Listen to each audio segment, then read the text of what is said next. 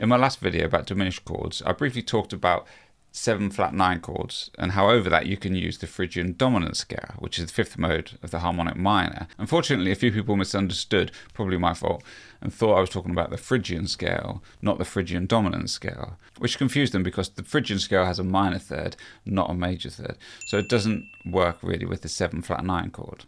But, however, on to the point of this video, there is a dominant chord voicing that's very similar, which does allow us to use the Phrygian scale, and therefore create some really cool and interesting sounds. So I thought I'd talk a little bit about that chord today, and some ways that we can use it. So the chord in question is the sus/9 chord. You might see it also sometimes written as a 7sus4/9, but sometimes it's just referred to as a Phrygian chord, because, as I mentioned, it functions as a 5 chord, but it actually allows us to use the Phrygian scale with it. So what is a sus/9? Well, it's built from a dominant chord, so a root, third, fifth, and 7, dominant chord. Now, the sus part of it is we're going to suspend our third and we're going to replace it with the fourth. And then we've got a 9 that we're going to flatten. So we have altogether root, fourth, fifth, seventh, flat 9. Now if I just invert that slightly, that's our sound, nice sound. So let's link this back to the Phrygian scale. The intervals of the Phrygian scale are root, flat 2, flat 3, fourth, fifth, flat 6 and flat 7. If we take the characteristics of our new chord, we can see that the root, the fourth, the fifth and the flat 7 all match up, and the flat 9 is the same note as the flat 2. So all the notes of that chord exist within the Phrygian scale. So this means that when we see this sus/9 chord, we can use the Phrygian scale to improvise over.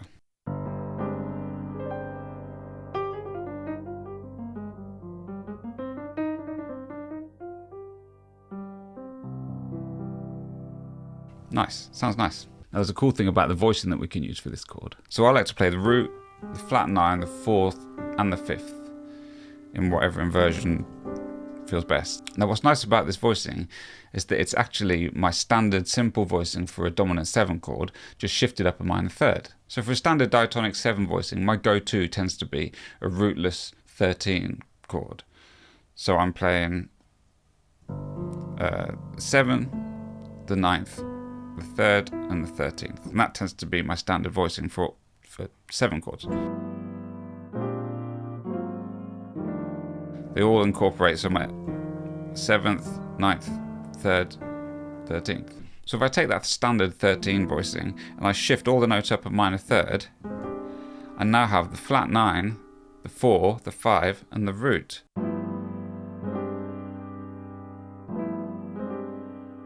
So another way to look at it is, I'm playing my B flat 7 voicing, which is the 7, the 9th, the 3rd and the 13th, over a G to create a G sus/9.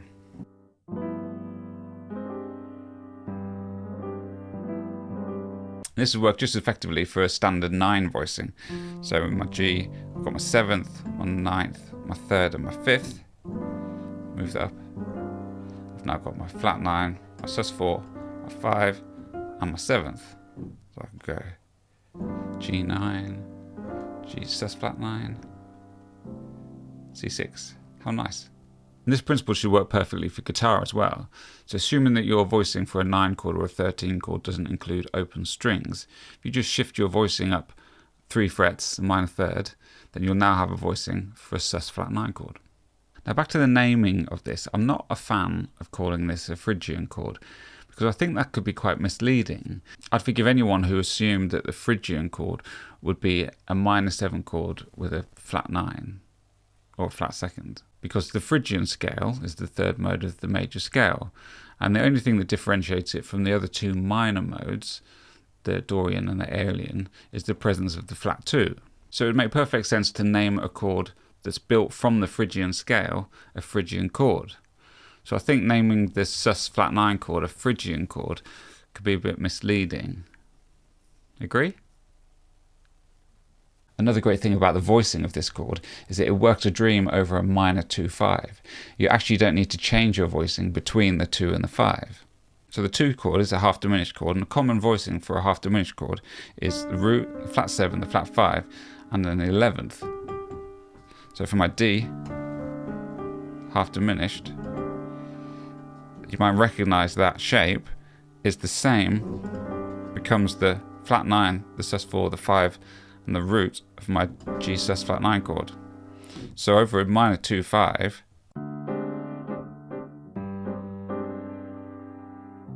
I don't need to change my voicing. So together you get this really cool sus sound that stretches over both chords, the half diminished and the dominant 7.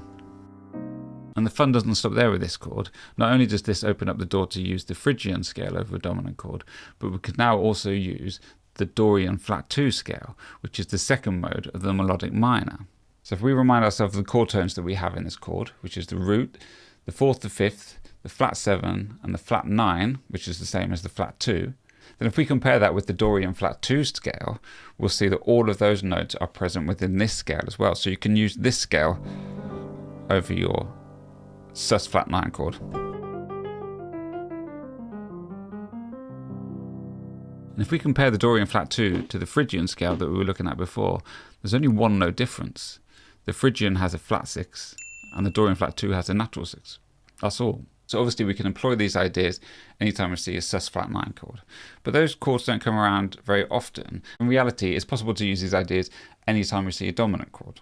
Although used at your own discretion, they're not always appropriate in every circumstance. I know when it comes to dominant 7 chords, we already have a ton of options of how we can tweak and alter them to make the sounds more interesting. But there's no harm in having another one, is there? Now why not go and get a few charts to play through, and every time you see a 7 chord, just put in this sus flat 9 chord. It's a good way to get it under your fingers, get it into your vocabulary. Maybe if you're a piano player or a guitarist, you could use it together with your standard 13 voicing. So you could play your 13 and then the sus and then your 1. Or swap it around, so 2 and then sus, 13, 1. Try and play with some ideas, but getting it under your fingers, spend some time playing this and incorporating it into your charts so that it becomes part of your vocabulary. So there you go, Phrygian chords, if you want to call them that. Thanks for being here.